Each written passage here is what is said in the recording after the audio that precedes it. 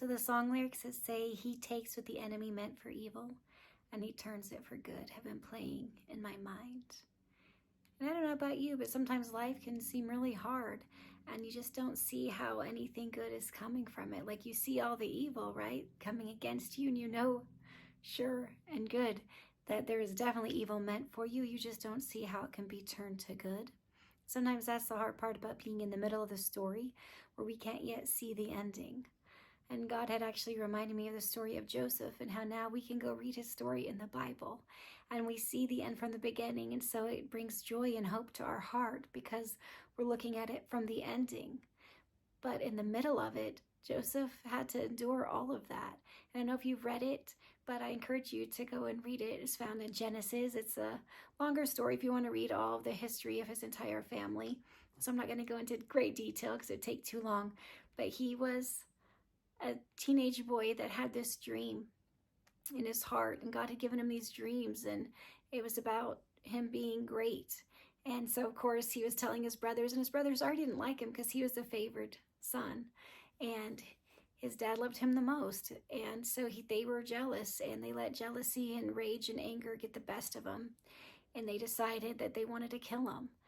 And then they decided, well, I guess we can't kill him, we'll put him in the pit. And one of the brothers was going to go and actually rescue him and send him back to his dad. But in the meantime, before he could do that, the other brothers, a caravan came through and they sold him into slavery, Joseph into slavery. And then the other brother came back and he's like, what did you guys do? And they ended up telling his dad that he was killed by wild animals. And so he gets sold into slavery, and then God is still with him. Things are still happening in his life. Even though he's a slave, he ends up getting favor in the eyes of his master, and he becomes like second under him and takes over all the things in his house. But then after a while, evil comes again. And this time it comes in the shape and form of Potiphar's wife. And she wants Joseph. And he's like, I'm not going to do this thing. I'm not going to sin against Potiphar and God. And so he ends up fleeing. She ends up accusing him of not great things. He ends up in prison. And yet, even through that, God is there. He ends up becoming second in command of the prison. And yet he's in prison. He's been enslaved. He's been thrown in the pit. All these bad things have happened. Yet God is seeing him through step by step and giving him courage and grace and favor to keep going. And then a couple of the guys from Pharaoh's house are thrown in the prison. And Joseph ends up being able to tell their dreams. And one ends up dying. One ends up getting saved, going back into Pharaoh's house. And Joseph had said, like, don't forget me when you get back into the palace.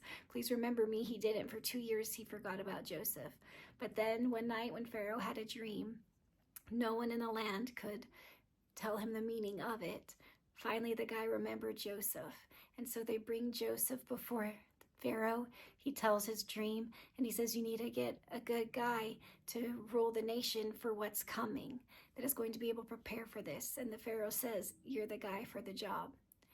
So he ends up becoming second in command over the entire nation of Egypt. And he ends up saving the entire land from the famine. There's going to be the dream that the Pharaoh had. It was actually meant that there was going to be 7 years of plenty and then 7 years of famine.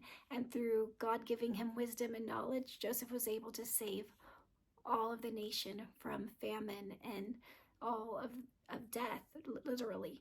Well, then his brothers come back because they also in their land have had famine. They come not knowing it's him. And he ends up saying, like, you did mean it for evil, but God meant it for good. He ended up forgiving them. He ended up blessing them. And it's just an amazing story of redemption and love. But God brought that to mind, like what the enemy meant for evil, or what those people did, like his brothers, they were his enemy in a sense because they were out to get him. What they meant for evil, God had in mind all along to use for good.